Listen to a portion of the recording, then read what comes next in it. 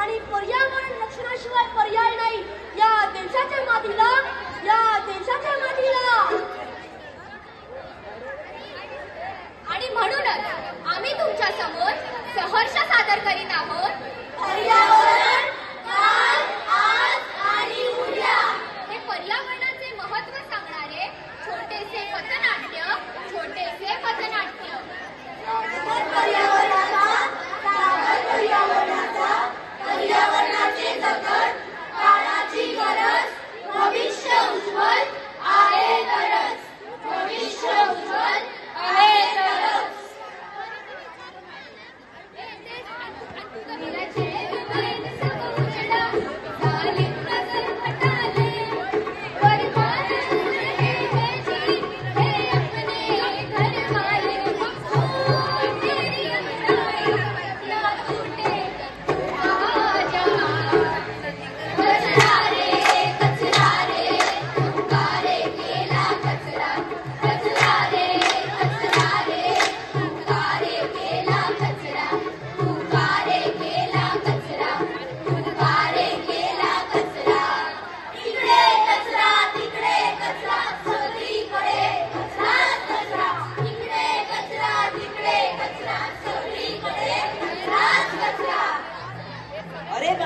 काय हे सगळीकडे नुसता कचराच कचरा.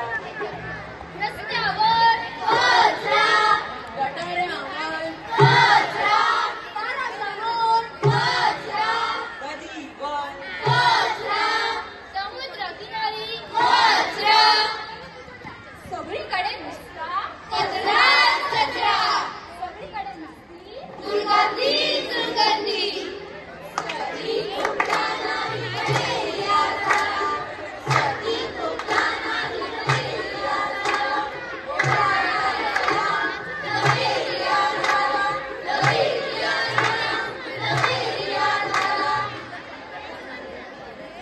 अरे वेड्यांनो, लवेरिया नाही, मलेरिया, मलेरिया झाल्या त्याला.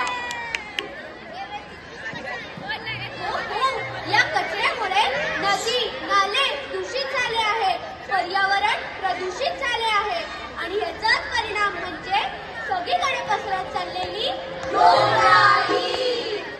आणि म्हणूनच म्हणतो, कचऱ्याची योग्य विल्हेवाट लावा, कचरा कचरा पेटीत टाका.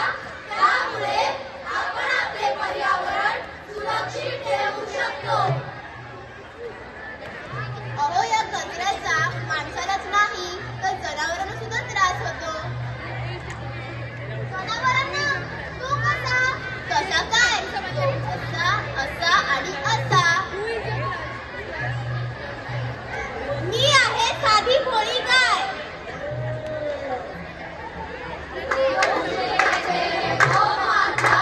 लोग मुझे कहते हैं गौ माता, कूड़े के ढेर में कोई नहीं जाता, कूड़े के ढेर में जाना पड़ता है, प्लास्टिक की थैली को खाना पड़ता है. गला मेरा चौक चौक तुमको कर देते, फिर भी वो मुझको मामा कहते, फिर भी वो मुझको मामा कहते. एवढंच काय? आपल्या देशातल्या नद्या आता नद्यांचं काय? लोग मुझे कहते हैं गंगा मैया, लोग मुझे कहते हैं गंगा मैया, मुझे जल का ठिकाना बनाया, कूड़ा कचरा इसमें समाया है गया, फिर भी कहते हैं मुझे गंगा मैया. आपल्या देशात पूर्वीपासून नद्यांना माता मानले आहे. याची पूजा केली जाते.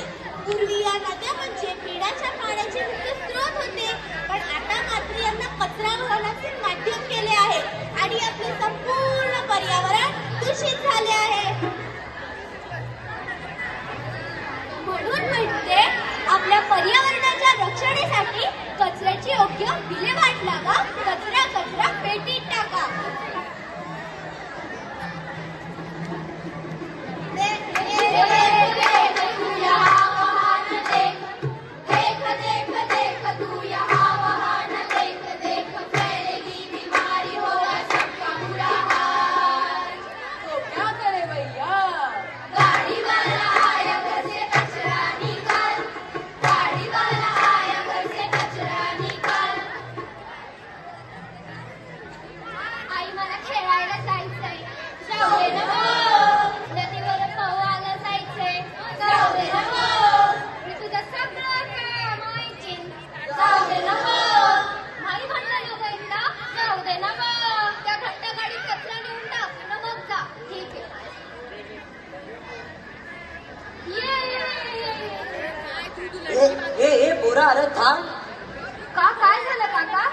शिकली सवरलेली माणसं तरी बी सगळा कचरा एकातच वेगळा करत नाही. कशाला? कचऱ्याला काय वेगळे करायचे? कचरा तर कचरा असतो. आपण कचरा तर किंचित गोळा करतो, पण तो वेगळाच करत नाही. त्याने काय होते? कचरा जर ओला व सुका वेगळा असेल तर ओला कचरा खत बनवण्यासाठी आणि सुका कचरा रिसायकलिंगसाठी देता येतो. म्हणजेच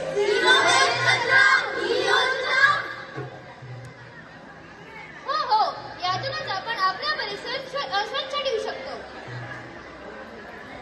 पण हे झिरो वेस्ट कचरा म्हणजे नक्की आहे तर काय? म्हणजेच रिड्यूस, रियूज आणि रिसायकल. रिड्यूस म्हणजे कमी वापर, रियूज म्हणजे पुन्हा वापर, रिसायकल म्हणजे पुन्हा निर्मिती. समजलं का तुम्हाला? पण हा रिसायकलिंगसाठी जमवलेला कचरा द्यायचा तरी कुठे? आहे ना, आपल्या वसई विरारमध्ये याच फाउंडेशन सारखी संस्था आपल्याकडून वापरलेले प्लास्टिक घेते, अगदी पिशव्या सुद्धा, बिस्किटचे रॅपर सुद्धा. पण यांना भेटायचं कुठे? प्रत्येक महिन्याच्या शेवटच्या रविवारी त्यांच्या सेंटरवर ते सर्व कलेक्शन करतात. आपल्या इथे नंदाखालमध्ये सुद्धा मॅक्सवेल लोपेस आणि ब्रदर हार्मन हॉल येथे कलेक्शन सेंटर आहे.